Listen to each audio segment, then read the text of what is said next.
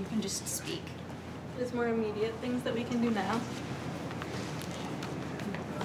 How does that feel in light of our day's discussion of sustainable consumption? What do you think that means about what we've discussed with respect to sustainable consumption?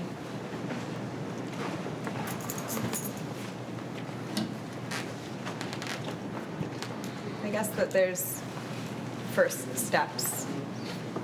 You know, we're sort of at that stage where, like, a lot of these things are really ingrained, and so even though some things at the beginning might seem sort of nominal, that's where we actually can start changing things now. For sure. So, say, for instance, that everybody in this room took all of these immediate actions to heart and had a lot of immediate impacts. Do you think that would bring us to the second degree of impact and of change, to intermediate, that there is a direct link between the immediate and the intermediate? Is it a linear progression? I think just like the panel discussion this morning, you have to be working on multiple things at once to talk about the micro and the macro, and all of those changes are happening together. Sure. And then on the systemic level, I'm looking at these and I'm thinking that there's some, if you guys want to come closer and look at this while we talk about it, because I don't imagine that your vision is so good that you can see all of these things. Mine certainly isn't. But I'm looking at the systemic effects, and I'm also looking at the immediate effects, and I'm not sure that we have everything here that we need to get here. So if it's not immediate and it's not intermediate, then what might it be to bring us to a system shift? And is it a combination? Is it something that we haven't discussed yet today? Do you feel like we're missing something?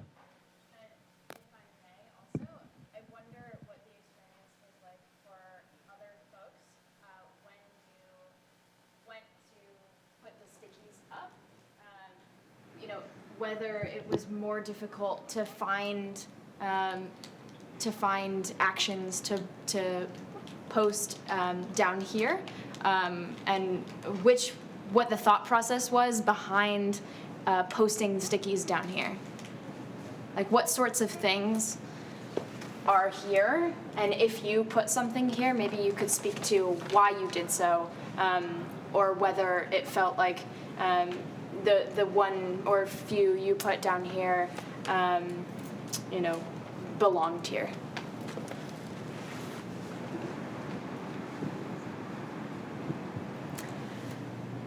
Well, I think that the question of actions necessarily pushes us towards thinking about short or medium-term goals, because it's hard to say I'm going to make systemic change tomorrow. And so I think that when thinking about systemic change, then we have to take a step back and think about the actual steps that have to take place in the short and medium term to reach that goal. Also, it could be said that the gaps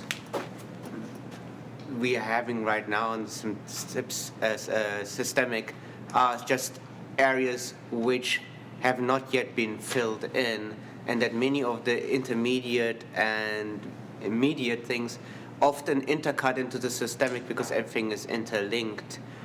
And when we look at systemic changes, we don't also need to look at how things are, but also how things are perceived and the constructs behind them.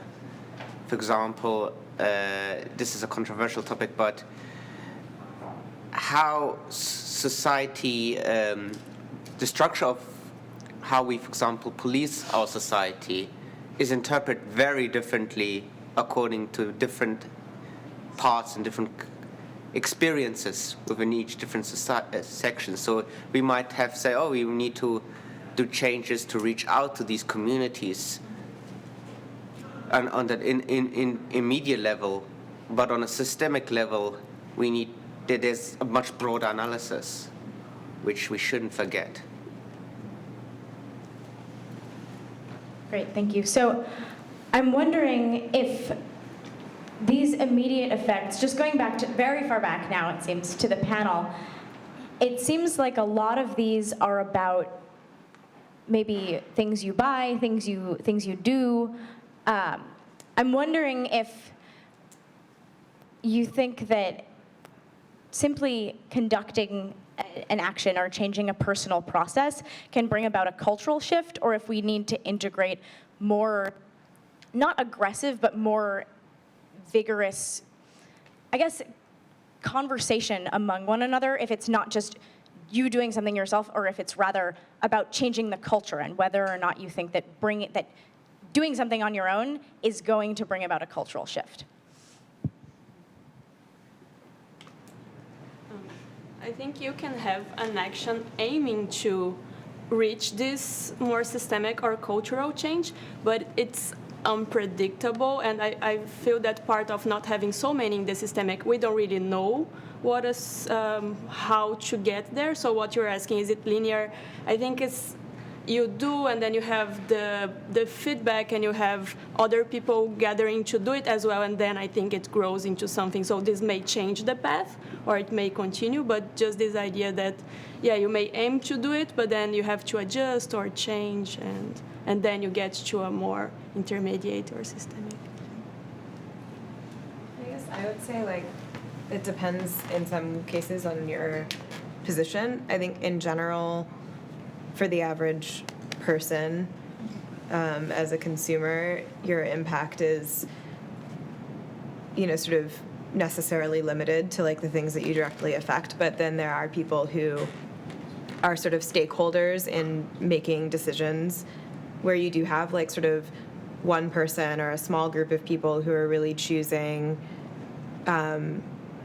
how a larger group consumes. So I think that there is a way to maybe make that shift from immediate to systemic by, like, sort of targeting, like, awareness to those people. What do people think about I'm seeing maybe from what you've suggested that there's a kind of educational approach to this, in that you provide programming, you get people excited about changing behaviors and then changing systems, but there's also a policy side to this. So it can come in some senses through education from the bottom up, or on the other hand, from policy, which I suppose would be the top down, unless there is some sort of shift between how we make policy. So do you think there's a way to bridge the gap between the bottom up of educational change and the top down of policy change? Yeah.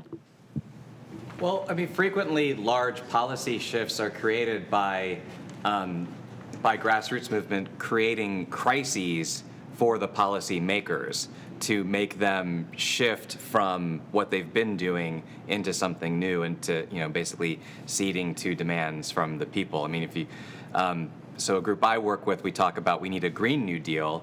If you look at how we got the first New Deal, it was arguably a response to the massive sit-down strikes and civil disobedience and organizing among workers at that time.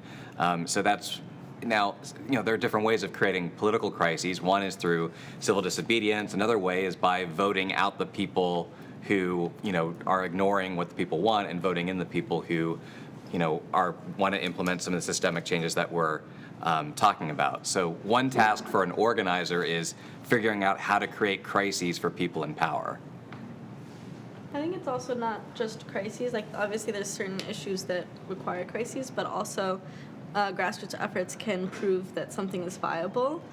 For example, an internship I'm doing now is with the Grassroots Solar Initiative to help people who are individual homeowners go solar, because right now there's not an incentive for solar installers to work with them, since it's such a small project. And so just making that happen and proving that it can be viable through a different model, and then providing that information to policymakers and proving, like, here are the numbers, here's how it works, here's how you can make it happen, also gets it to go forward, because otherwise they're just going to go with the business as usual practices and not.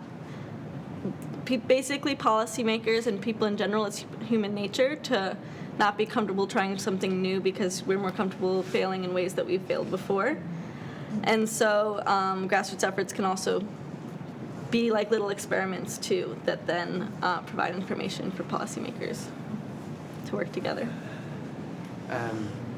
We would have to struggle with the concept of change, the scale of change, and the speed of change. We would have to look at system and see, okay, where is small scale, where is large scale, where is medium scale appropriate, where we should just reform a system, or where the system has so dramatically bad injustices or is so dramatically inflexible that a revolutionary change would be required. And how would you achieve a revolutionary change without besmirching your good intentions? That's a great question. Sorry, go ahead. Oh, I just was going to offer the perspective. The projects, I just have been here for the project presentation, and they were all wonderful.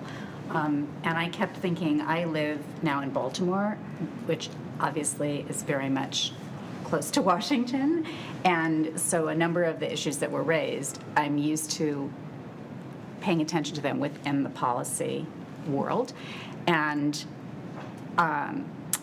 it just strikes me that there were certain ways, like the handcrafted aspect, the talking about what the environment for the polyvinyl chloride, that these are human stories, and human stories are loved. People pay attention to them. So like social media, I think that there's tremendous potential from the point of view of advocacy with policymakers, because there's enormous economic forces working against a lot of the changes that are being proposed. I mean, and those, unless all of those people are murdered, are not really going, they're part of our world. And so, I think in terms of having a dialogue, I favor having it. I do not advocate murdering them. I want to make that clear. But I think that there is a great deal of potential, because even to have like one voice, and if it's picked up on in social media, suddenly a number of the people who are involved with the economic forces have real problems, because suddenly the whole way that something is appearing to the consumer changes. So I just wanted to put that out. And it has been very sobering to see how much the violence in Baltimore brought in a change in the way that policy is being made, and actually taking seriously, like in the health world, getting the input of the actual community. So it's really gotten through that you can't try to change a system without having the voice of the people who are, bearing that. So. And I think just to reiterate these points further, policy making is not only top down; it actually does happen. Of course, yeah. It's more of an ecosystem of policy making than it is top down, and certainly some have more power than others in that system, and there are large questions of equity that are other important factors to think about. But I think when thinking of, and strategizing about how to connect these different levels and thinking about policy, it's also very important to understand and remember that these points exactly, that policy making doesn't just happen within the halls of City Hall and on up, but it actually happens and is informed by actions on the ground. Yeah. Because otherwise they can't know what's actually happening. There's a lot of things that are de jure, written down on paper, and de facto on the ground are completely different. So it goes both ways. Does anyone have any thoughts about how we might harness these very compelling human stories to influence policy and kind of further the connection within that ecosystem of policymaking? That's interesting, because I was walking on the street yesterday, and there was an older woman. We were passing by some Verizon protesters, and she starts talking to me and my roommate, and she was like, this is how we used to protest back in the day, and that's the way to do it. Like, you guys just fight with the hashtag these days. It doesn't do anything. And I was like, I didn't completely agree with her, because the audience of those protesters on the street was much smaller than the audience that a hashtag would be seeing. That being said, there's pros and cons to both, but I think social media could really help share these stories to a wider audience, and we have so many platforms for making it that much more impressive than just someone on the street with a sign or something like that. There's so many more ways to tell stories now. So I think that helps. Well, I would have to say using a combination of social media, but also real live action. And one of the things that I think we forget about when we're in a university setting is that a lot of people in New York City, a huge portion of the population, doesn't really still understand how democracy works and how to participate. You know, we're doing all these great things in New York City with participatory budgeting and things like that. But in my teaching in New York City schools, I found out how many kids don't even know what a city council member is. They're not even sure what the mayor does, or they confuse the mayor with the president. So it's not that they're not learning about democracy and political systems, but as soon as they have the opportunity to actually practice it in a real world situation, then they understand it completely. So I can't help but come back to advocating for environmental or eSTEM education that includes advocacy as a part of this whole process of change.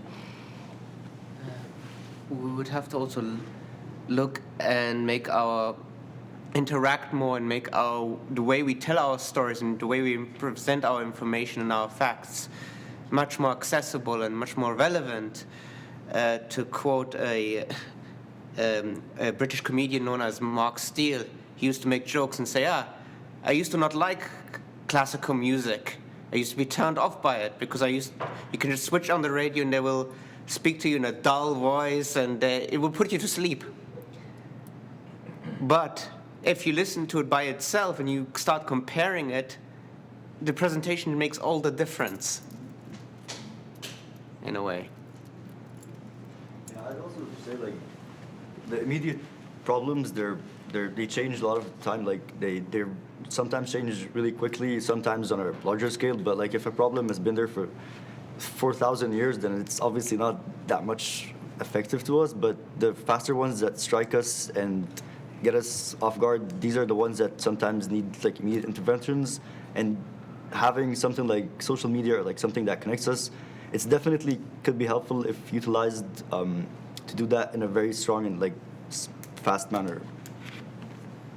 And I think also your presentation, sorry, what's your name?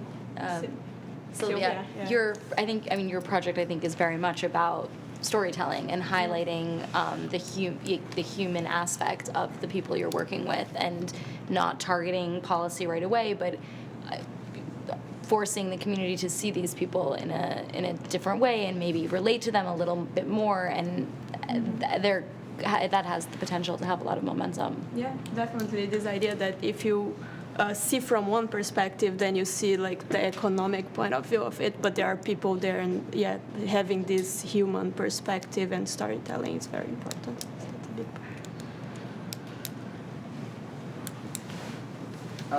And a lot of like organizing training, they talk about how, in terms of connecting the immediate to systemic, people often by default they associate their personal experience, especially any challenges that they're having, as being something that's just specific to them. That's either something that is either bad luck or something that they did wrong. But actually, once people start talking to each other, they realize, actually almost everyone in my neighborhood is struggling to pay their rent. And almost everyone is, or struggling to pay their student loans or whatever. And you realize that actually many of the challenges that you're running into are not because you did something wrong, but actually there's a system in place. And so it's through building solidarity and through shared struggle that we're able to connect the immediate, to the systemic. I absolutely agree with you on that one. Does anybody have further thoughts, especially people who haven't spoken yet? I find the notion of connecting all of these stories to a shared struggle in order to bring about change very compelling. I think we actually heard a lot about that today, and not just doing your thing and not taking your plastic bag, but also kind of building a movement in many parts around that. So I've really enjoyed all of your contributions. I'm still not really sure what to do with all of this information. I think it really just speaks to the need for us to forge ahead in the interests of connecting these layers, the interests of talking to everybody we know, and also thinking about the systems we operate within every day. I'm inclined to bring the day to a close. Does anybody want to have a final word? All right, so on that note, I'm going to hand the mic over to Sasha, and she's going to announce and she's going to announce the winners.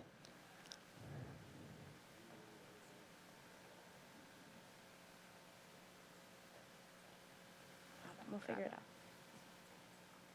Okay, so it looks like our big winner is Thread Cycle, one of our first place winners.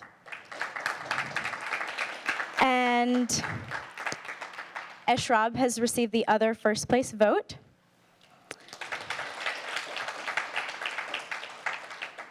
And Pimpex and 1 part per million will be receiving the second prize.